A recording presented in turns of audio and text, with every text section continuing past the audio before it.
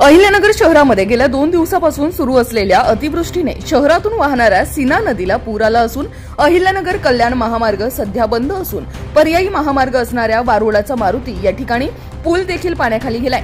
या पुराच्या पाण्यामध्ये जलपर्णी वाहून आल्याने पाणी या ठिकाणी पर्यायी मार्गावरील पूल देखील पाण्याखाली जात असल्याचं पाहून या भागातील माजी नगरसेवक श्याम आप्पा नळगांडे यांनी महापालिका आयुक्त व अतिक्रमण विभागाला याबाबत माहिती कळवून महापालिकेच्या वतीने गेल्या 1 तासापासून 2 जेसीबीच्या सहाय्याने पुरात वाहून आलेली जलपर्णी काढण्याचे काम सुरू असून पर्यायी मार्गावरील वाहतूक देखील सुरळीत करण्याचे काम महापालिकेच्या वतीने सुरू आहे।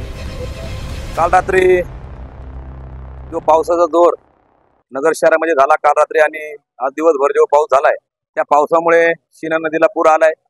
कल्याण रोडचा महामार्ग या पुराच्या पाण्याने पूर्णपणे वाहतूक बंद झालेली आणि पर्यायी मार्ग म्हणून वारुळाचा मारुती परिसर या ठिकाणी मोठ्या प्रमाणामध्ये जलपर्णी आपण सर्वजण पाहताय जलपर्णी खूप मोठ्या प्रमाणात वाहून आलेली। ती आल्यानंतर मी महानगरपालिकेचे आयुक्त आणि अतिक्रमणचे प्रमुख इतबे साहेब यांना कल्पना दिली। त्यानंतर त्यांनी सदर ठिकाणी 2 जेसीबी आणि आपले इतर वाहनं या ठिकाणी पाठवून हे जलपर्णी काढण्याचं काम या ठिकाणी मोठ्या प्रमाणात चालू केलं आणि पुढचा अनर्थ या ठिकाणी निश्चित टळलेला आहे।